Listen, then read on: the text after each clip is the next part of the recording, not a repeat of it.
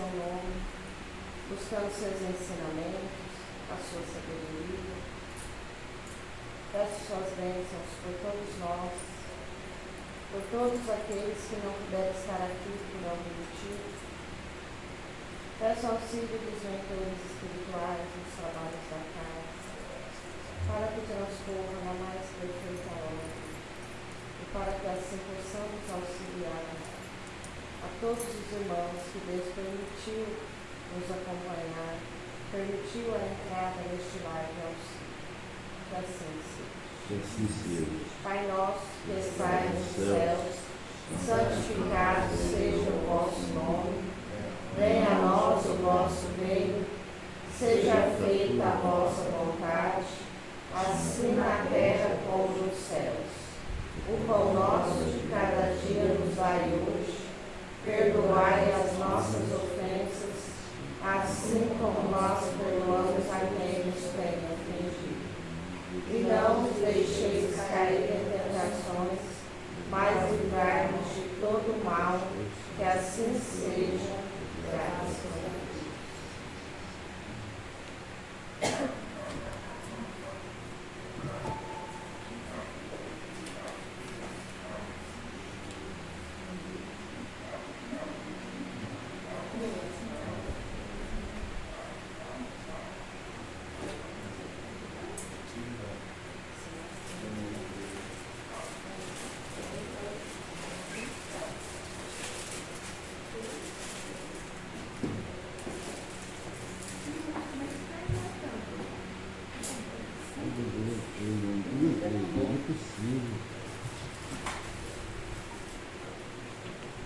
Boa noite a todos.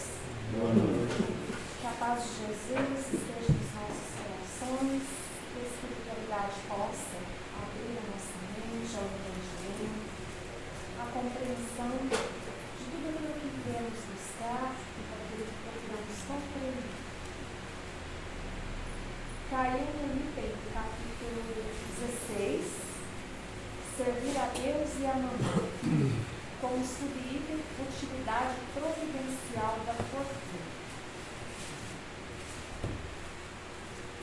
Se a riqueza tivesse de ser um obstáculo absoluto à salvação dos que a possuem, como se poderia influir de certas expressões de Jesus, interpretadas segundo a letra e não segundo o Espírito? Deus, que a distribui, teria posto nas mãos de alguns um instrumento fatal de corrupção, o que repugna a razão. A riqueza é, sem dúvida, uma prova mais arriscada, mais perigosa que a miséria, em virtude das excitações e das tentações que oferece, da fascinação que exerce. É o supremo excitante do orgulho, do egoísmo e da vida sensual. É o laço que mais poderosamente liga o homem à terra e desvia os seus pensamentos do céu. Produz tamanha vertigem que vemos quase sempre os que passam da miséria à fortuna esquecerem-se rapidamente da sua antiga posição, bem como dos seus companheiros, dos que os ajudaram, tornando-se insensíveis, egoístas e fúteis. Mas, por tornar o caminho mais difícil, não se segue que o torne inviável e não possa vir a ser um meio de salvação nas mãos do que o sabe utilizar, como certos venenos que restabelecem a saúde quando empregados a propósito e com discernimento. Quando Jesus disse ao moço que o interrogava sobre os meios de atingir a vida eterna, desfaze-te de todos os bens e segue-me. Não pretendia estabelecer como princípio absoluto que cada um devia despojar-se do que possui e que a salvação só se consegue a esse preço, mas mostrar que o apego aos bens terrenos é um obstáculo à salvação. Aquele moço, com efeito, julgava-se crítico na lei, porque havia observado certos mandamentos, e, no entanto, recusava-se a ideia de abandonar os seus bens, seu desejo de obter a vida eterna, não ia até esse sacrifício.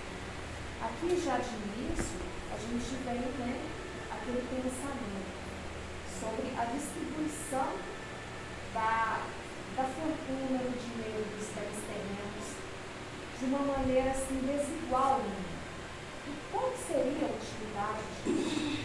A mesma utilidade que se tem quando a gente pensa, de que a inteligência não é igual, as aptidões das pessoas não são iguais, as virtudes, assim como a sua falta de moralidade também não é igual. Existe desigualdade de toda ordem. Mas isso é necessário, realmente? É necessário porque a gente evolui. Essa desigualdade que existe entre os seres nos fazem observar uns aos outros, avaliar a nossa vida.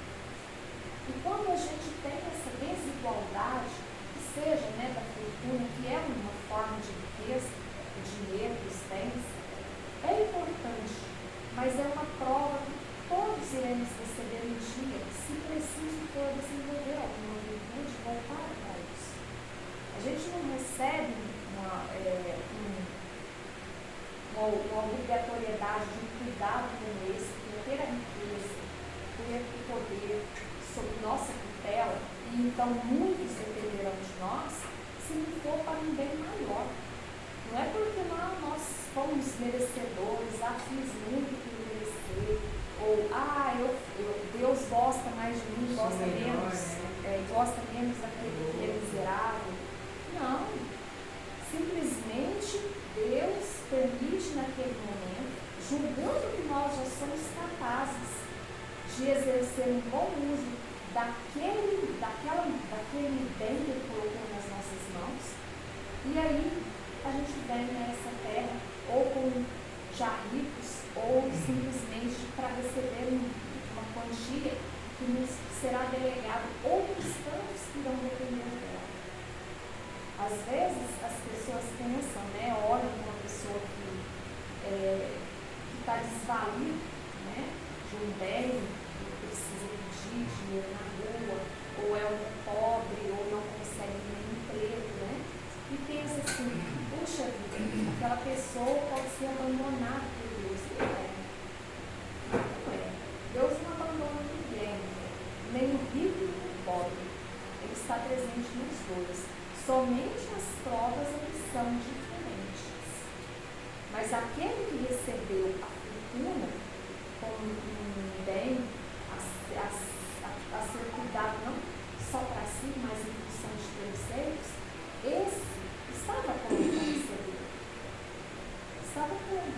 E se ele estiver fazendo mau uso, em outra oportunidade, ele vai vir em uma condição de se submeter a outros que não vão fazer com que o dinheiro chegue a ele, as oportunidades cheguem a ele. Porque os papéis se invertem em outras encarnações, em novos experimentos. Então, que a gente tenha esse pensamento de que quando a gente fala também de utilidade providencial da fortuna, não pensemos só no dinheiro, pensemos em todos os bens que nós temos e que nós podemos utilizar em direção a terceiros e que não fazemos. Qual é a nossa riqueza? Qual é o nosso bem? Será que o nosso bem é o tempo que nós temos e não dedicamos aos outros? Precisamos ficar sempre só cuidando de nós ou simplesmente na ociosidade, sem fazer nada para outros? Às vezes nós temos o dom da palavra, às vezes nós temos o dom da caridade. Então, que a gente tenha essa condição de analisar qual que é o bem que Deus me deu, qual é a virtude que eu tenho realçado em mim e que eu tenho que colocar em função de terceiros. A gente não tem coisas na nossa vida apenas para nós, mas sim em função de servir a sociedade. Nós estamos aqui para aprender a amar a Deus e ao próximo também. Amar ao próximo como a gente ama a gente mesmo. Se eu amar o meu próximo como eu me amo, é perfeito. A gente gente já vai estar estabelecendo uma conexão perfeita com Deus. Né? E aqui vem falando, né, que a riqueza, em forma de dinheiro, de bens ou propriedades, deixa a pessoa muito cega, muito indiferente, muito insensível. Por isso que é uma prova muito difícil. É uma prova que, quando a pessoa às vezes recebe em sua vida, a pessoa acha que, nossa, isso aqui é uma alegria, mas é prova. É prova sim. E aí muita gente diz, eu faço de tudo para ficar rico, eu quero essa prova na minha vida. Mas ai daquilo que a gente deseja, porque se a gente receber essa prova na nossa vida, será que a gente vai saber utilizar de uma maneira correta? Será que temos essa sabedoria de utilizar não apenas para mim, não apenas para os meus? Né? Porque quando a gente recebe um bem como esse, nós temos que ter a sabedoria de não prejudicar a terceiro, de não usar da má influência, de não nos tornarmos insensíveis e julgar aqueles que passam necessidade como inúteis e incapazes. Se a sorte nos sorriu, não significa que o outro é um desleixado que não correu atrás. Porque quantas pessoas ricas falam assim, a pessoa só não tem condição financeira porque é um preguiçoso. E será? Será que é assim? Não é. São as oportunidades que sorriem de repente para uns e para outros, não, mas apenas sobre a direção de Deus. Aquilo que é nascer, a pessoa receberá. Porque é o momento certo para ela passar por aquela situação. E essa questão da riqueza, ela faz com que a gente exalte em nós, mesmo que a riqueza não seja lá muito, né? Mesmo que seja um ganho que dá para se sustentar, nos torna muitas vezes egoístas, fúteis, querendo aquilo que não nos é necessário. A posse do necessário é que é o bom. Além daquilo, você já começa a inventar. Você vai querer ter um extra, você vai querer pensar que o outro não precisa, que tudo é para você. Você não fica sensível ao amor do outro. A pobreza, enfim, ela traz outros recursos. Ela move sentimentos dentro do ser humano, torna ele mais humano, mais sensível à dor do outro, porque é capaz de conviver mais com os seus iguais, que são aqueles que terão mais ou menos as mesmas condições financeiras. Então fica mais fácil daquele que passa pela prova da pobreza e da miséria se aproximar mais, ser mais humano, estar mais próximo daqueles que necessitam e estender a mão mesmo quando ele não tem nada para oferecer, a não ser uma mão vazia. Continuando aqui, vem falando assim. A proposição que Jesus lhe fazia era uma prova decisiva para pôr às claras o fundo do seu pensamento. Isso aqui está fazendo a menção daquele jovem moço que procurou Jesus e queria, saber como que ele fazia para ganhar a vida.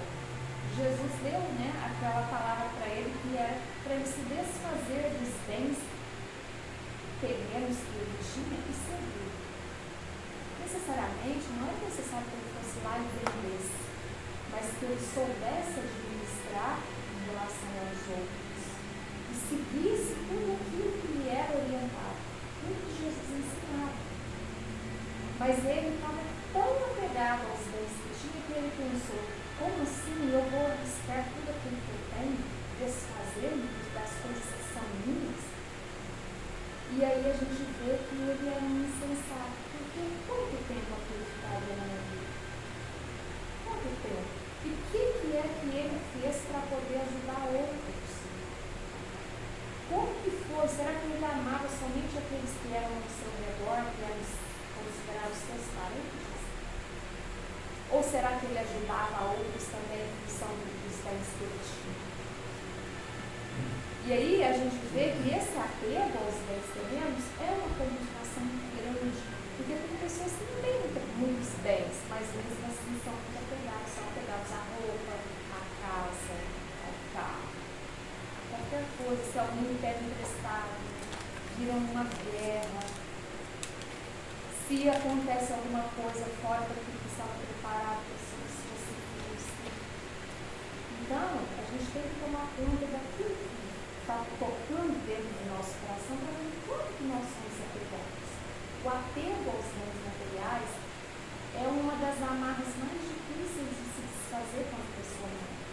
Porque lá do outro lado, se você tiver condição de ver como que os herdeiros irão ali disputar, e pior, né? Cada um vai ter o seu lado maior, a melhor parte, e pior ainda, aquilo que às vezes aquele que era rico, mas porém era miserável, violento, não repartia ou simplesmente nem se utilizava daquilo que tinha, num instante ele vai ver que tudo que ele conseguiu juntar a vida inteira, os herdeiros repartem e ficam pobres.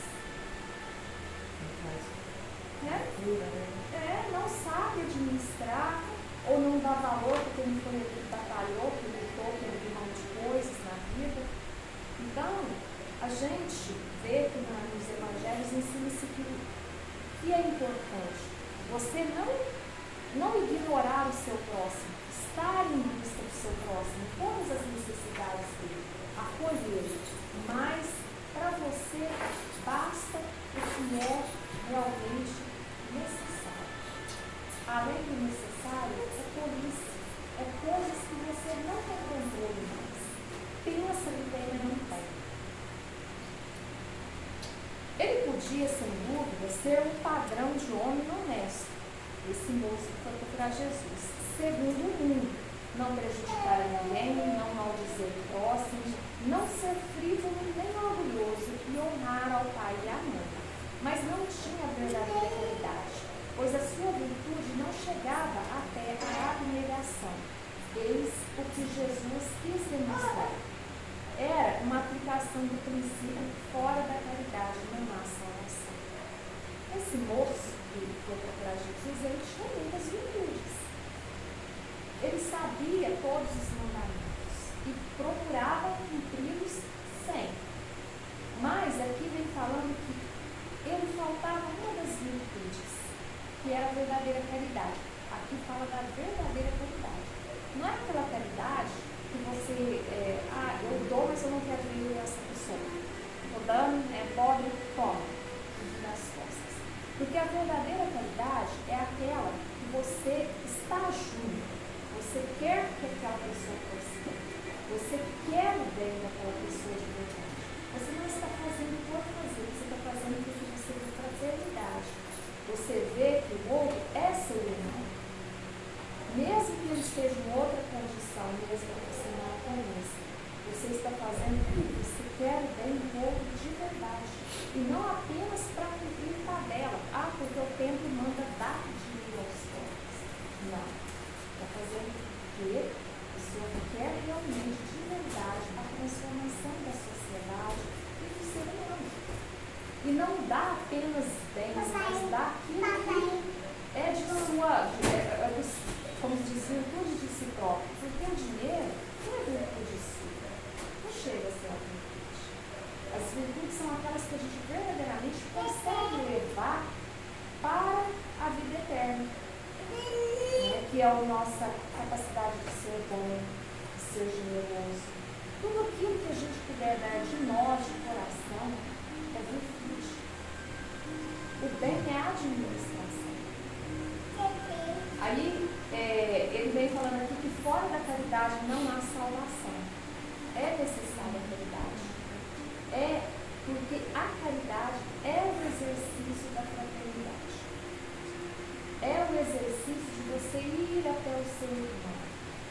E quando a gente vem falando disso, a gente tem que ter pensamentos que a gente tem que ter 3 contatos para que a gente realmente alcance a vida eterna. O contato conosco mesmo, o contato com o próximo e o contato com Deus.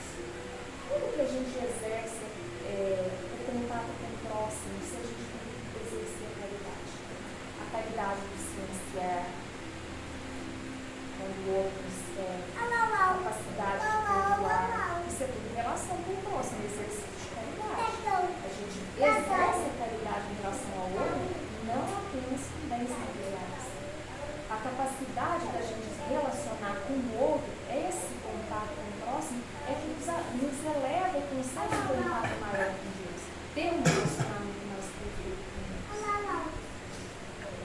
A consequência dessas palavras, tomadas na sua mais rigorosa acepção, seria a abolição da fortuna como prejudicial à felicidade futura e como fonte de incontáveis males terrenos.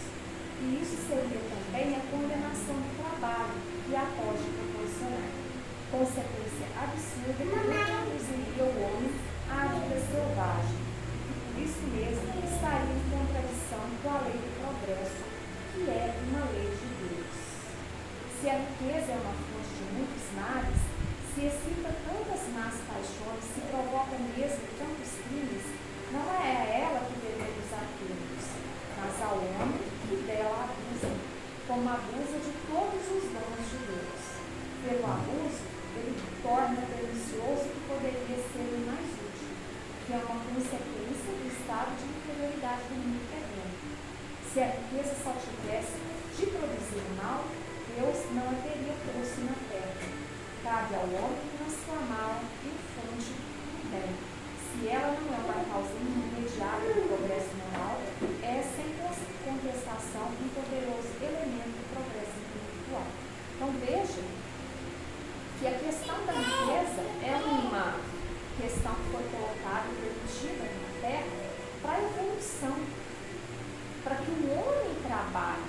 Como que um ser humano pode progredir se ele não exerce um trabalho, se ele não tem uma tarefa? Ele iria viver uma ociosidade, não iria querer conquistar nada.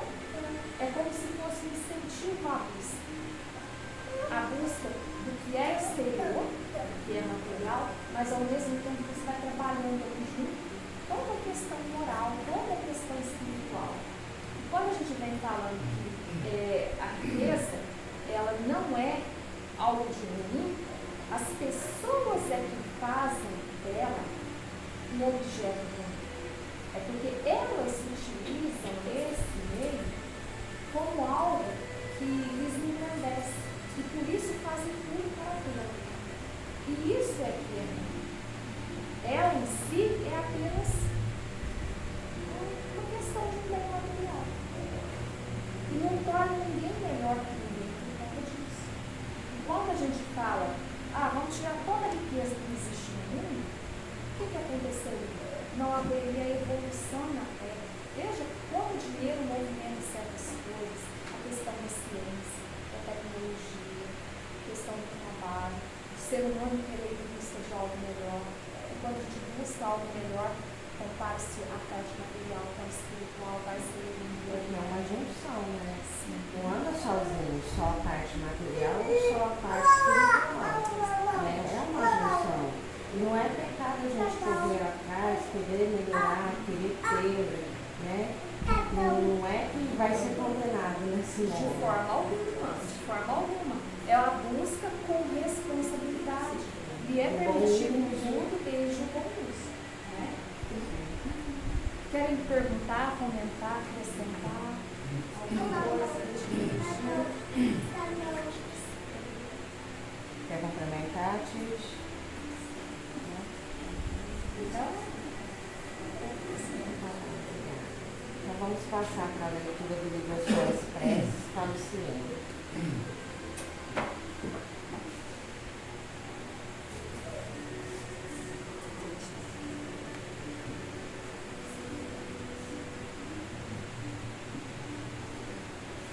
Boa vontade.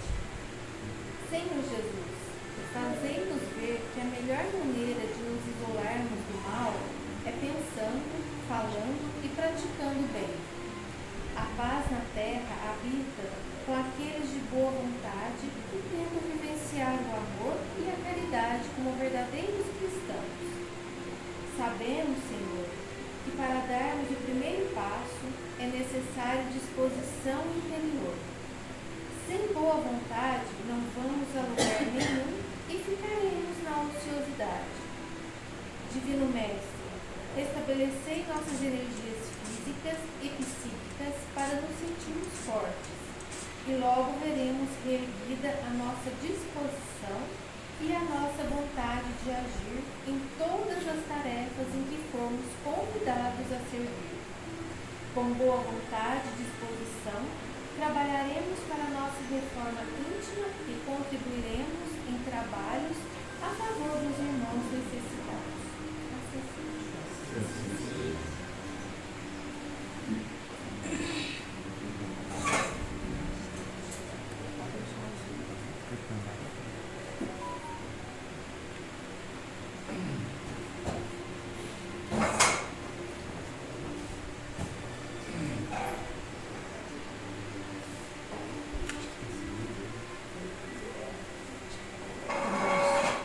Vamos continuar